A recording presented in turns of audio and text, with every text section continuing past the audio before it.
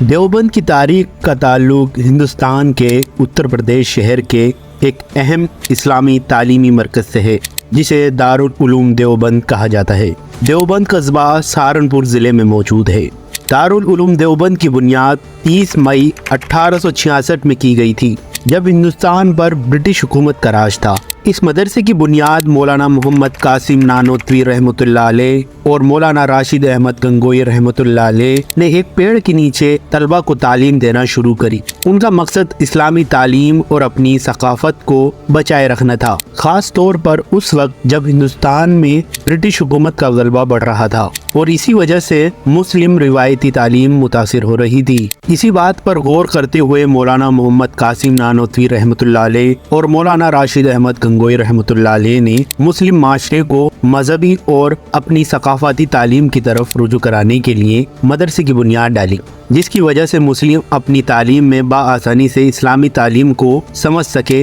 جس میں قرآن، حدیث اور حنفی فقہ شامل تھی۔ حالانکہ دارالعلوم دیوبند کی شروعات ایک عام مدرسے کے روپ میں شروع ہوئی تھی، لیکن دھیرے دھیرے یہ اسلامی تعلیم کا ایک اہم مرکز کے روپ میں بن گیا اور ساتھ ہی ساتھ ایک تحریک کو بھی جنم دیا جسے دیوبند تحریک کہا جاتا ہے، جس کا مرکز دارالعلوم دیوبند رہا۔ جس طرح سے ہر تحریک کے چند مقاصد ہوتے ہیں، اسی طرح اس دیوبند تحریک کے بھی چند بنیادی مقاصد تھے۔ اول، خالص اسلامی تعلیم کا پھیلاؤ کیا جائے، اسلام کی بنیادی تعلیمات کی حفاظت کی جائے، برٹش حکومت ظلم کی پرزور مخالفت کی جائے، صوفی روایت کی مخالفت کی جائے، اسلامی معاشرے کو بہتر بنایا جائے، مدرسے کے نظام کی ترقی پر توجہ کری جائے۔ دیوبند اس تحریک کو اسلامی معاشرے تک پہنچانے میں کامیاب ہوا، جس کی بدولت سے دارالعلوم دیوبند نے دنیا میں کافی مقبولیت حاصل کری، جس کی وجہ سے آج بھی ملک اور بیرون ملک سے طلبہ اسلامی تعلیم حاصل کرنے یہاں آتے ہیں۔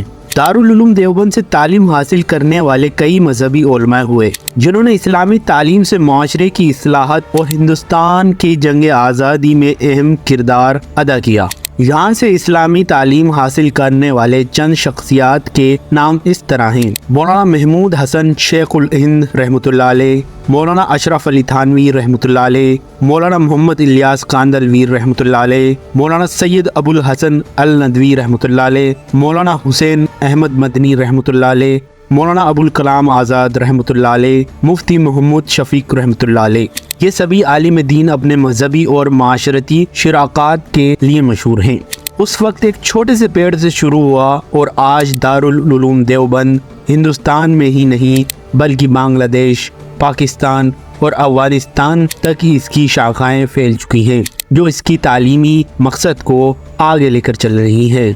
یہ ویڈیو آپ کو کیسے لگی اس کا اظہار کمنٹ سیکشن میں ضرور کیجیے گا، اور ایسی ہی مزید ویڈیو دیکھنے کے لیے ہمیں سبسکرائب کریں۔